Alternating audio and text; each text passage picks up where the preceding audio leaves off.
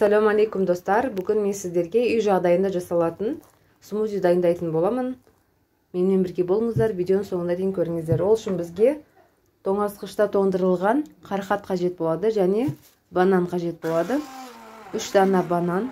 Осылай блендермен езіп аламыз бананымызды. Сүтімізді көз мөлшерімен қосып аламыз. Енді қарақатымызды езіп аламыз. Мінекей езілді қарақатымыз. Осындай қою болады. Енді кеселерге салып смузимізді ұсынатын боламыз. Балалар әсіресе жазғы уақытында сүйсініп жақсы ішеді.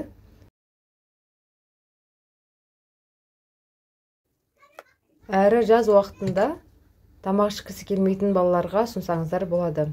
3-ші кесеміздегі смузиға біз өрік вареньесін қосып, осылай араластырып аламыз. Бізде 3 түрлі смузи дайын болды. Енді балаларымызға ұсынсақ болады. Егер видео сіздерге ұнаса, комментарий қалдырып, лайк баса кетіңіздер. Каналыма тіркелуді ұмытпаңыздар. Келесі видеомды көру үшін қоңырау белгісін баса кетіңіздер. Көргендеріңізге рахмет. Ас болсын, сау болыңыздар.